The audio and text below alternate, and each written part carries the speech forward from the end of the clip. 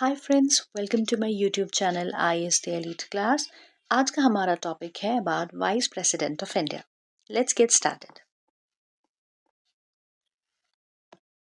सो vice president हमारे constitution के हिसाब से सेकंड हाईएस्ट पोजीशन होती है। हमारे आर्टिकल 63 में भी मेंशन्ड है that there shall be a vice president of India. Moving forward towards who is qualified to become a vice president. Eligibility criteria क्या होता है? First of all, he should be a citizen of India. Second, he should have completed the age of 35 years and he should have been qualified for elections as a member of Rajya Sabha, that means the upper house or the council of state. And he should not hold any office of profit, whether in union, state, or any public authority. Otherwise, he'll be disqualified. Moving forward, now the question arises how a vice president is elected. According to Article 66 of the Indian Constitution, there is an electoral college जिसके through हम vice president को elect करते हैं। अब उस electoral college में कौन कौन आता है? उस इलेक्टोरल कॉलेज के जो मेंबर्स होते हैं वो इलेक्टेड मेंबर्स ऑफ लोकसभा होते हैं, इलेक्टेड मेंबर्स ऑफ राज्यसभा होते हैं and nominated members of Rajya Sabha भी होते हैं। Moving forward,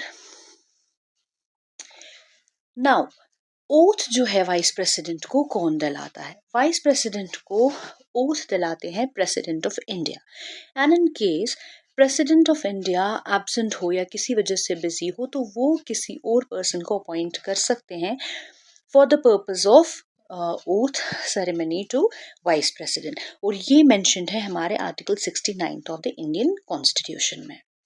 moving forward, vice president serve करते हैं डुअल मैंडेट। इसका ये मतलब होता है कि उनके दो रोल्स होते हैं, एक लेजिस्लेटिव रोल होता है, एक एग्जीक्यूटिव कॉन्टिन्यूटी का रोल होता है।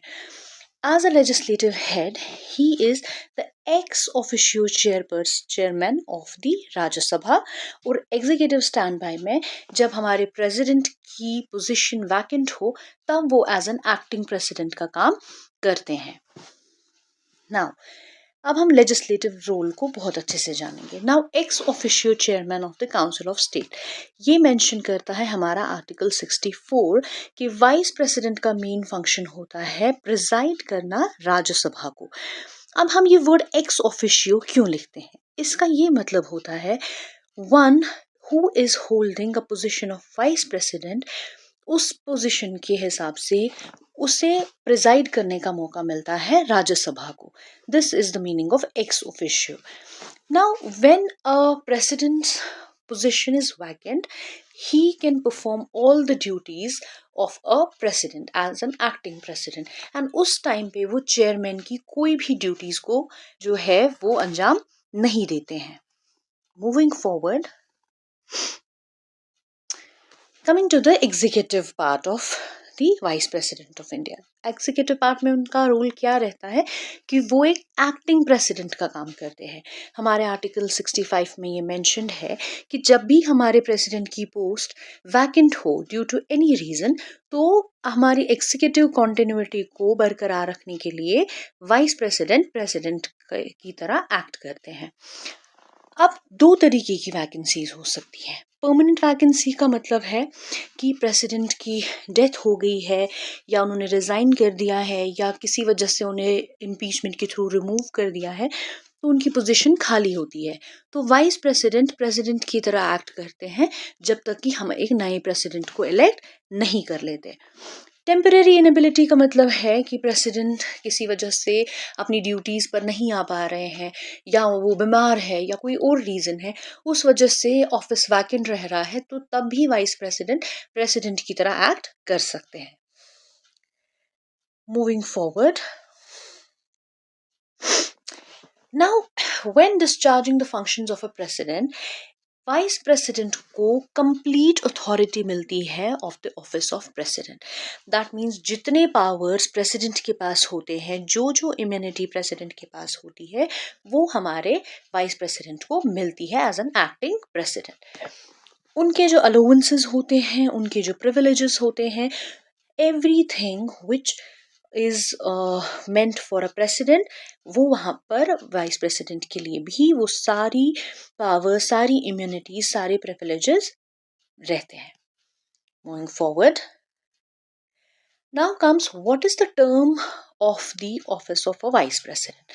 According to Article 67 of the Indian Constitution, a vice president shall hold office for a term of 5 years. तो उनका टर्म भी 5 years होता है, जैसे कि प्रेसिडेंट की ऑफिस का टर्म होता है. और जो ही वाइस प्रेसिडेंट जो है वो उनका टर्म ख़त्म हो जाता है, उससे पहले ही नए वाइस प्रेसिडेंट के इलेक्शंस की जो है वो तैयारी की जाती है, ताकि जो ही ऑफिस उनको छोड़ना हो तब तक नए सक्सेसर ने ज्वाइन किया हो. जब तक सक्सेसर वाइस प्रेसिडेंट ज्वाइन नहीं करता तब तक उन्हें अपना ऑफिस संभाले रहना होता है. Now comes the process of voluntary resignation. So article 67 ये मेंशन करता है कि वाइस प्रेसिडेंट किसी भी वक्त अपने ऑफिस से रिजाइन कर सकता है और उन्हें अपना रेजिग्नेशन बाय राइटिंग प्रेसिडेंट को जो है वो एड्रेस करना होता है, किसी भी रीज़न की वजह से अगर वो रिज़ाइन करना चाहे अपने ऑफिस से. मूविंग फॉरवर्ड, कॉन्स्टिट्यूशनल सेफगार्ड है रिमूव करने के लिए ऑफिस से किसको, वाइस प्रेसिडेंट को. आर्टिकल 67 ये मेंशन करता है कि हम ऑफिस से रिमूव कर सकते हैं वाइस प्रेसिडेंट को, बट अगर उन्हें लग रहा है कि हमें वाइस प्रेसिडेंट को ऑफिस से रिमूव करना है तो उसके लिए एक रेजोल्यूशन उठाना पड़ता है. लेकिन रेजोल्यूशन मूव करने से 14 डेज पहले प्रायर उनको एक रिटन नोटिस देना पड़ता है टू द वाइस प्रेसिडेंट. उसके बाद ही वो अपना रेजोल्यूशन जो है उसको मूव कर सकते हैं. अब ये रेजोल्यूशन जो है सिर्फ और सिर्फ राज्यसभा में ही जो है इनिशिएट हो सकता है और उसके बाद ये रेजोल्यूशन मेंबर्स ऑफ काउंसिल जो है इफेक्टिव मेजॉरिटी से पास करने चाहिए. उसके बाद लोकसभा जो है वो भी अग्री करना चाहिए इस रेजोल्यूशन को पास करने के लिए, ताकि रिमूवल ऑफ वाइस प्रेसिडेंट जो है that will take place. Now, it is said that vice president is a linchpin of constitutional stability. Yes, it is so, because when there is a need, तो वो legislative order को भी maintain करते हैं और executive continuity को भी. As a chairperson of the Rajya Sabha वो लेजिस्लेटिव एंकर का काम करते हैं, और जब वो एज अ डेजिग्नेटेड सक्सेसर बनते हैं तो तब वो एज एन एग्जीक्यूटिव सेफगार्ड का काम भी करते हैं. So, this was all in our lecture for today. Thank you so much. So, अगर आपको मेरा वीडियो पसंद आया हो तो please do subscribe to my channel. Thank you so much.